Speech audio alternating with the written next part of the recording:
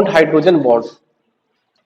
Hydrogen bonds, तो hydrogen bond में तो पहला कंडीशन यही होना चाहिए कि उसके अंदर हाइड्रोजन होना चाहिए। पहली कंडीशन यही है कि हाइड्रोजन बॉन्ड में उसके अंदर हाइड्रोजन होना चाहिए, one of the simple molecule. तो hydrogen bonds are fundamentally electrostatic interactions. It is a special type of dipole attraction between molecules, not a covalent bond to a hydrogen atom। जैसे मैंने अभी पहले भी बताया हुआ है कि ये एक special kind of electrostatic interactions है जो कि इलेक्ट्रोनेगेटिविटी के डिफरेंस के कारण उत्पन्न होती है। शेयरिंग वाला इलेक्ट्रॉन जो ज्यादा इलेक्ट्रोनेगेटिव होगा उसके पास रहना चाहता है, तो हाइड्रोजन के अंदर इतनी ताकत नहीं है कि उसको अपने अंदर पकड़ पाए, तो अपना इलेक्ट्रॉन भी उसकी तरफ भेजना शुरू कर देता है टाइप से।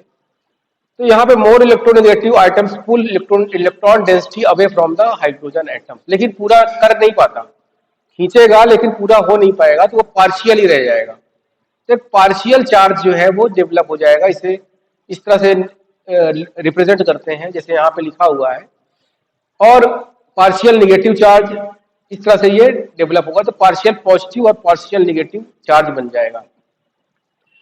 A hydrogen bond tends to be stronger than van der Waals forces but weaker than covalent bonds and ionic bonds। ये मिडिल का बॉन्ड हो गया, van der Waals से ताकतवर है लेकिन कोवैलेंट बॉन्ड और आयनिक बॉन्ड से कमजोर है। तो एक बीच का बॉन्ड है और इसके अंदर हाइड्रोजन भी होना चाहिए, और हाइड्रोजन बहुत इंपॉर्टेंट मॉलिक्यूल हमारे बायोकेमिस्ट्री में है, आप देखते हो हर जगह हाइड्रोजन आपको मिलेगा। तो most large molecules are held there three dimensional function by weak bonds. तो जो बड़े मॉलिक्यूल होते हैं, कॉम्प्लेक्स पॉलीसेक्राइड्स हुआ और भी बहुत सारे प्रोटीन वगैरह हुआ, तो अपना स्ट्रक्चर जो मेंटेन करना है उनको, वो with the help of these hydrogen bonds maintain करते हैं। अब डीएनए है, डीएनए तो है तो बहुत बड़ा, कोवैलेंट बॉन्ड भी उसमें जुड़ा हुआ है, लेकिन वो स्ट्रक्चर कैसे मेंटेन करेगा अपना? उसके अंदर फोल्डिंग जब होगी, वो फोल्डिंग वैसे ही कैसे रहेगी? With the help of hydrogen bond. तो ये मॉलिक्यूल को उसके शेप में रहने के लिए सपोर्ट देते हैं, ठीक है। तो कोई भी मॉलिक्यूल शेप में तब तक है तब तक उसका हाइड्रोजन बॉन्ड सेफ है। हाइड्रोजन बॉन्ड आपने तोड़ा, वो मॉलिक्यूल डीनेचर हो जाएगा। जो कहते हैं ना कि डीनेचर द डीएनए, सुना हुआ? डीनेचर मतलब क्या होता है? उसका नेचर चेंज कर देना, जो नॉर्मल नेचर है वो चेंज हो जाएगा। और डीएनए डीनेचर भी होता है, रीनेचर भी होता है, मतलब वो ब्रेक भी हो जाएगा, अलग अलग भी हो जाएगा स्ट्रैंड, और उसके बाद जुड़ भी जाएगा। तो वो जुड़ता तभी है जब उसका हाइड्रोजन बॉन्ड फिर से उसमें जुड़ने लगते हैं, एक शेप में फिर से वो आ जाएगा। तो ये चीजें होती रहती हैं।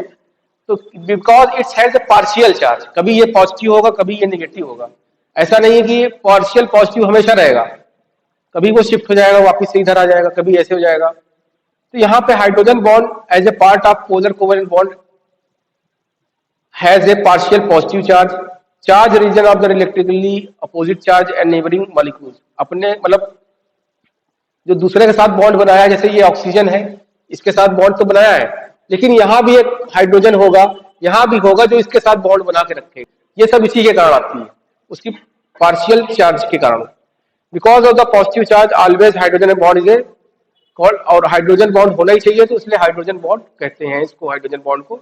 यहाँ पे इस टाइप से मॉलिक्यूल दिखा रखा है, जैसे जो मैंने अभी बताया आपको, H2O है तो यहाँ से भी इंटरेक्ट कर रहा है, यहाँ से भी कर रहा है, तो कभी ये कभी इस टाइप से चारों तरफ इंटरेक्शन होता है, और ये चार्जेस आपस में चेंज होते रहते हैं, शिफ्ट होते रहते हैं, जिससे इसमें विस्कस नेचर जो है उस टाइप से आ जाता है इसको।